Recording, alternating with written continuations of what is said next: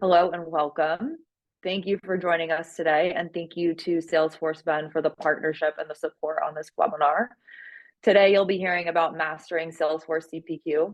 We'll share a guide to unraveling complexities and building a scalable solution. My name is Emma Gaquin. I am the head of demand generation here at Logic.io, and I'm joined by Russ Galvorson, our VP of product management. Russ, can you tell these folks a little bit about why you know so much about CPQ and how you've gotten here?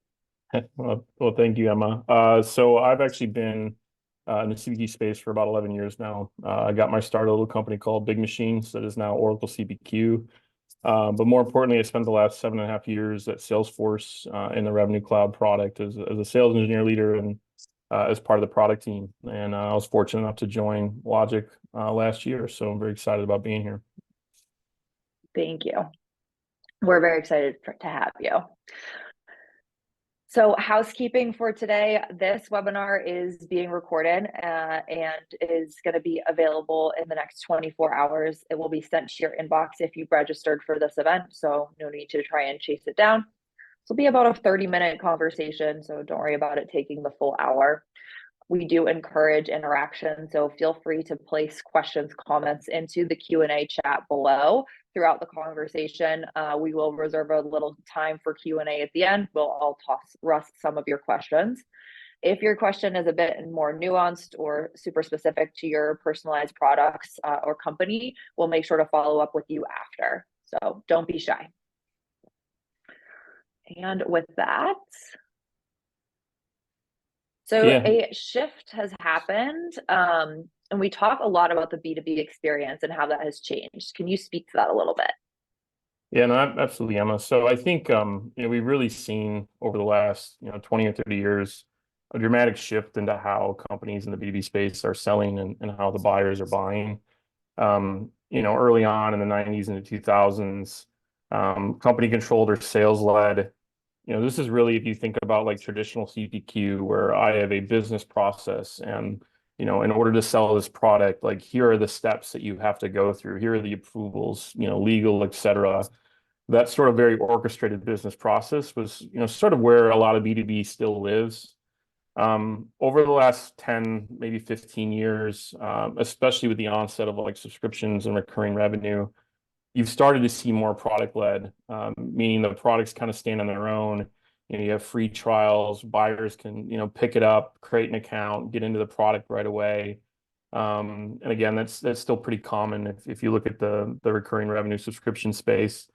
But really for the last, 3 or 4 years, it's been accelerating a lot due to COVID, a little bit with AI, but it's really at this place where now buyers expect this customer-led sale. And what we mean by that is just, customers are doing their own research. About 50% of the millennial buyers don't want to engage with a sales rep. They want to be able to search for a product. They want expert guided assistance while they're doing it.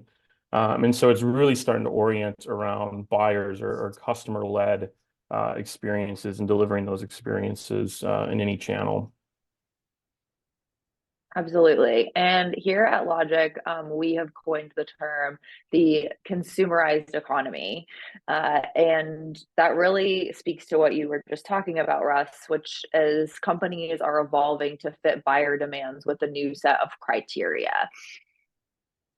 And so that new set of criteria is we have all become accustomed to shopping on Amazon or even now TikTok shop, right? Where we are served up the perfect fit solution for us and have either guidance or recommendations based off our preferences that is based off either AI or what these sites know about us already or what we're putting in as search references. And these are given to us over whatever channel we're on. And it's with little interaction with a sales rep as possible, or the interaction with the sales rep is chosen by the buyer. So we're seeing that across all different types of companies and services. The buyer is leading their own buying experience, and they're doing their own research on the products and services that they're buying. So I touched on it a little, but Russ, I'm going to ask the obvious question of where does AI fit into all of this? Yeah, it's really hard to navigate around LinkedIn or just anywhere in the CRM space right now without talking or hearing about AI. But at Logic and just in general, we do see a lot of really good use cases for AI. And surprisingly, I'm actually seeing a lot of companies start to kind of adopt and use these tools in different areas. Just a couple to highlight on the buyer side and the end user, being able to, much like ChatGPT will answer questions for you, being able to provide in context help, details, really a guided buying agent, if you would, is something that we're starting to see more and more in e-commerce. I think Amazon just like even last week launched, an in context AI assistant. So I think we're going to see a lot of acceleration in this space. You also see like conversational buying, auto completion of repetitive tasks. So rather than force me through a workflow or a business process, interacting with a chatbot, right, to upgrade my internet or provide an add-on for my existing licenses. So that's on the buyer side. And the sales side, that traditional business process is still going to be there. It's not going away anytime soon. And companies spend a lot of time and energy training sales reps, going through the business process, bringing in specialized sellers to assist. And so if you think about, applications for AI in that space, being able to optimize deals, being able to provide guidance, reduce touches on quotes, minimize cycle time, those are going to be huge advantages that I think companies will leverage AI for. And that's something that we're actually starting to see in our business right now. And then, last but not least, and an often ignored user is like the admin. If you think about administration, you still have to train those individuals. In larger companies, this can be multiple people in different business units. We're seeing applications for in-context help, recommendations on optimization, on rule optimization. So really just AI in general. If you think about this customer-led buyer experiences, it's just going to add a whole new element and continue to accelerate the game in this space. For sure. Okay, so let's talk about companies who are setting themselves up for success, not just today, but in the next 10 to 20 years. What do you see them building? Yeah, no, it's a good question. So I think just a couple to highlight, that buyer experience, that's happening in every channel that you're engaging with their customers. You used to be able to get away with that sales led, that company controlled motion, but buyers want to be able to make purchases on Instagram, on e-commerce, with a sales rep on the phone during customer service. So the best in class companies are going to be able to provide those, buying experiences in any channel they're engaging in with their customer. That expert guidance. So again, like how do I limit the amount of times that a customer has to interact with me before they can purchase something? Most customers are doing, self-service, hunting for information, et cetera. So whatever you can do to optimize that is going to be a really big deal.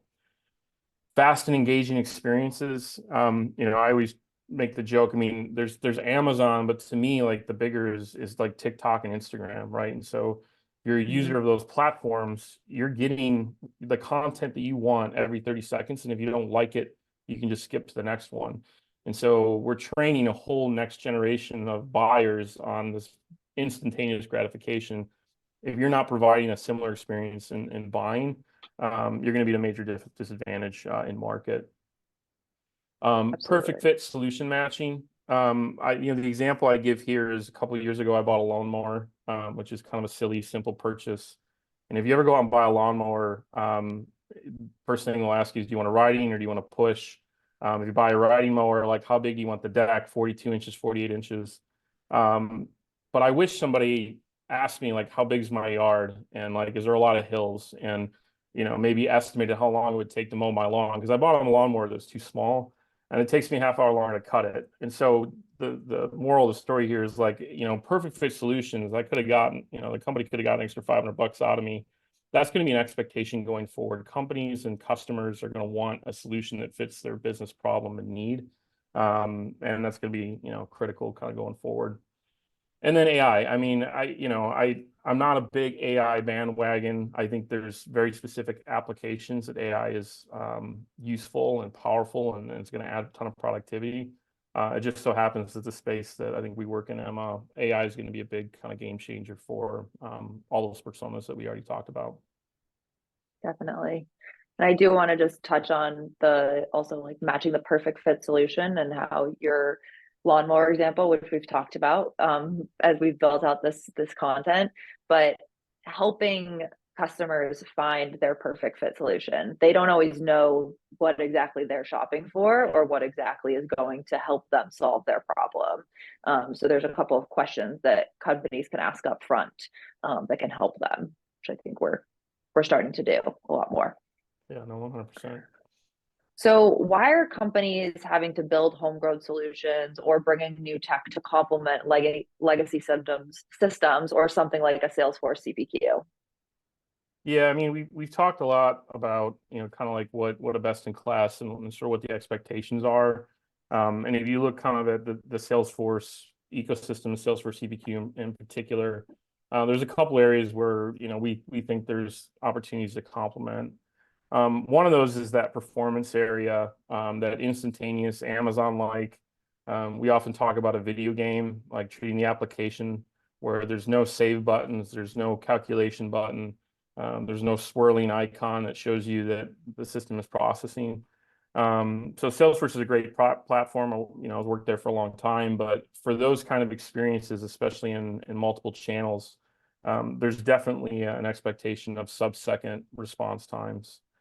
The other big thing that we tend to see, and this is not always applicable to just manufacturing, but it tends to be exacerbated in manufacturing, is managing the large numbers of fields, products, manufacturing instructions, routings. The goal is to provide that that buying experience that's quick. You abstract away the complexity, you ask good questions, you provide guidance with AI, but you still have to ship and provision and manufacture what the customer's buying. And a lot of times that falls on the configuration or the selling system. And so being able to abstract that away and not have to worry about hitting limitations, heap size, timeout errors. That's another area that the customers tend to run into some bumps. And then finally, just headless and composable. So, if you are going to deliver in a, customer service channel or on a phone, or even in an in-app, you tend to have an API strategy that makes your services more composable, makes it easier to call them in a much more incremental, smaller way. And so being able to provide a service that has that type of strategy is something that we see as a huge advantage for Salesforce CPQ customers. Cool. Now, I joined Logic about 2.5 years ago, and I knew nothing about CPQ and configuration. And when I joined, there was a big conversation around attribute-based versus product-based configuration, and really that versus. And I feel like we're shifting away from this thought of versus, and really having both types of configurators available depending on the complexity. Am I super off base, or is that true that we're shifting to that thought of it is true that we want both? Yeah, I don't think you're off base at all. I mean, I think this is a little bit of a philosophy of mine. So I think there's advantages to both, but maybe I'll just kind of talk about for folks on the call, like what's the difference. And so most applications in CPQ or just guided selling, commerce in general, they're very product-based configuration. And they're product-based because ERPs are typically product-based and the applications themselves are a reflection of the product catalog. And the challenge with that approach sometimes, and I'll go back to my lawnmower, is rather than asking me the question of like, how big is your lawn? How many hills do you have? You get into the questions of like, what's the deck size of the blades that you want, 42 or 48 inches? And from a user perspective, I end up just selecting SKUs rather than driving to that solution-based, configuration. And so from an attribute-based configuration approach, it's much more guided, it's much more conversational. You ask questions, the user fills out information that's much more natural, much more the way that humans think.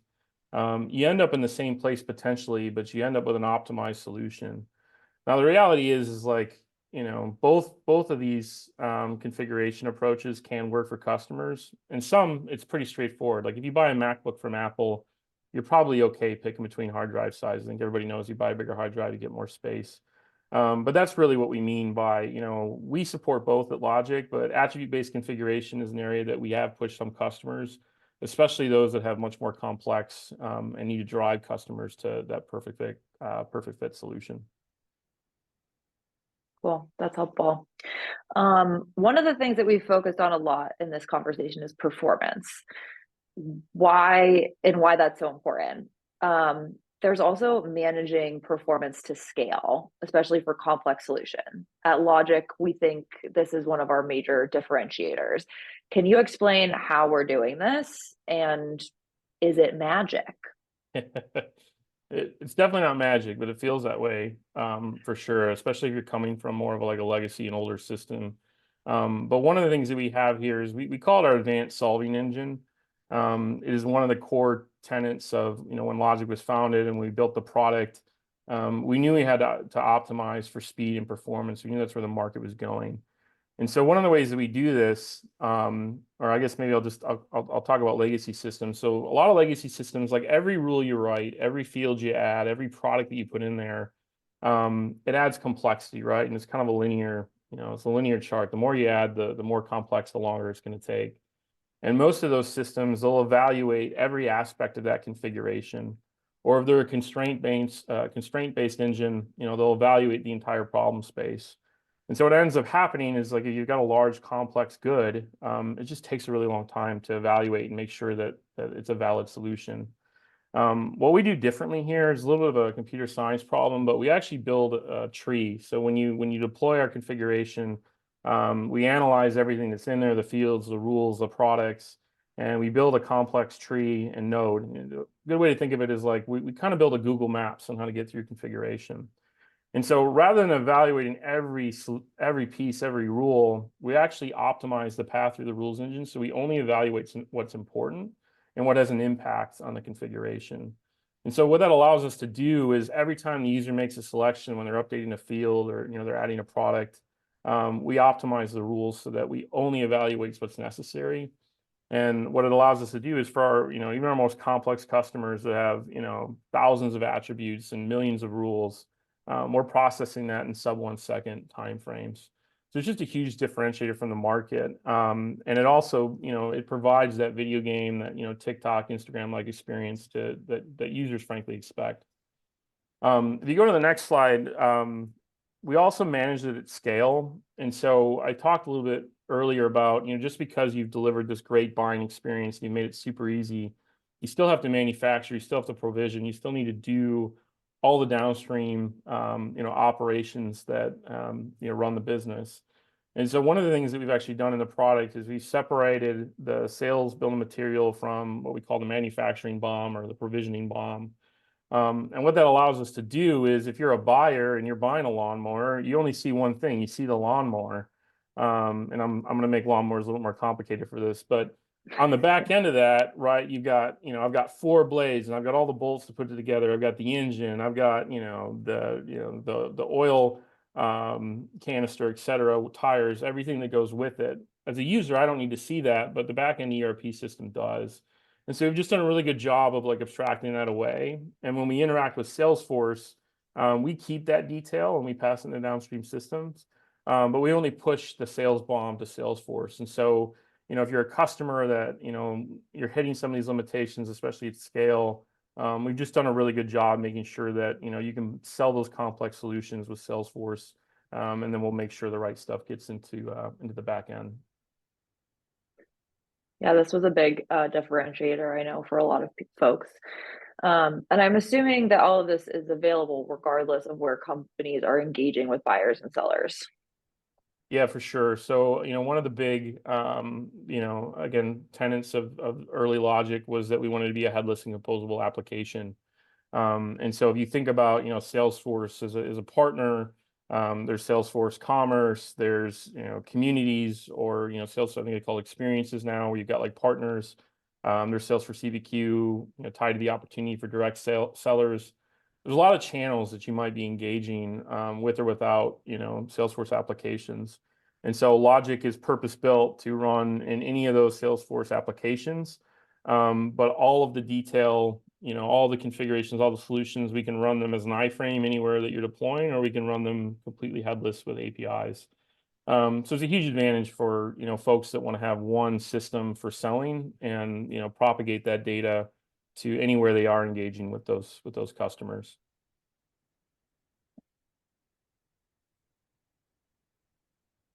And I know we weren't going to get away with talking a little bit about AI. So I think, I mentioned some of the use cases. We've got buyer personas, we got sellers, we got admin.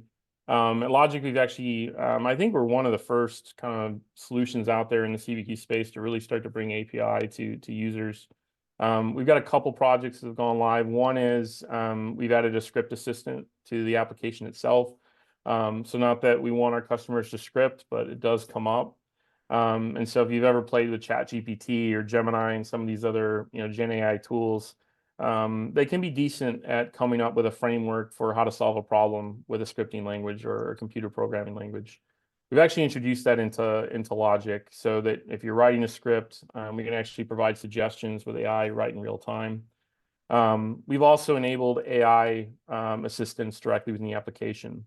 And so, if you're a new admin, it's your first day on the job and your task is to help with, some of the Logic work. You could go to training, you could do all the self-led stuff online, or if you're in a particular area, maybe you've forgotten, you can actually ask questions and our AI assistant will provide in-context help. It'll give you links to the documentation. It's just really providing a ton of productivity already for admins of the tool. And then the next thing that we're working on, which we'll probably release later this year, is what we're going to call smart configuration or configuration autocomplete. We're still kind of working on it. But if you think about that lawnmower use case, or really just any kind of configuration, maybe you get 2/3 of the way through, half the way through, and you're like, you know what, this kind of feels right to me. I don't want to pick out my power cords and my tire size and all that. I just kind of want to go with what most buyers are doing.